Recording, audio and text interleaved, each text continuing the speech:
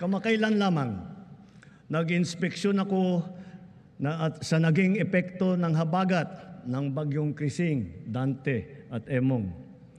Kitang-kita ko na maraming proyekto para sa flood control ay palpak at gumuho. At yung iba, guni-guni lang. Huwag na po tayo magkunwari. Alam naman ng buong madla na nagkakaraket sa mga proyekto.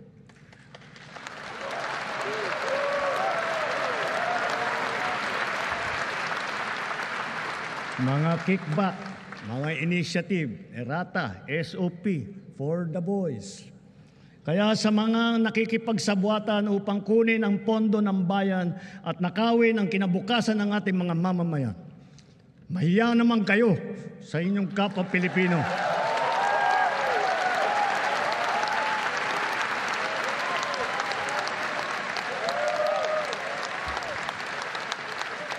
Mahiya naman kayo sa mga kabahayan nating naanod o nalubog sa mga pagbaha. Mahiya naman kayo, lalo sa mga anak natin na magmamana sa mga utang na ginawa ninyo na binulsan nyo lang ang pera.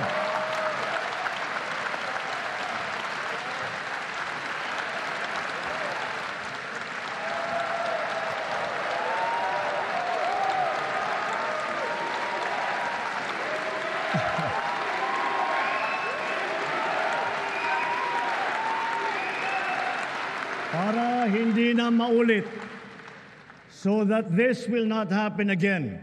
First, the DPWH will immediately submit to me a list of all flood control projects from every region that were started or completed in the last 3 years.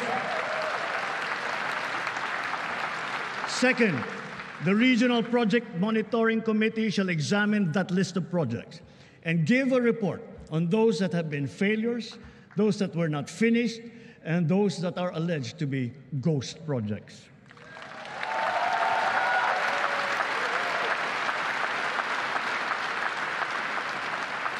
And third, we will publish this list.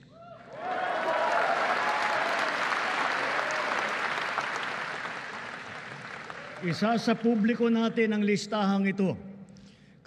Kaya ang publiko na saksi sa mga proyektong ito ay malayang suriin ang listahan at magbahagi ng kanilang nalalaman para makatulong sa ating imbestigasyon.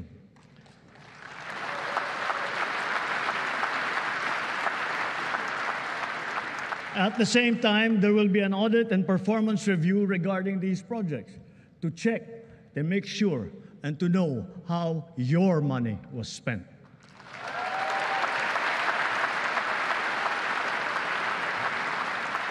Sa mga susunod na buwan, makakasuhan ang lahat ng mga lalabas na may sala mula sa imbestigasyon, pati na ang mga kasabwat na kontratista sa buong bansa.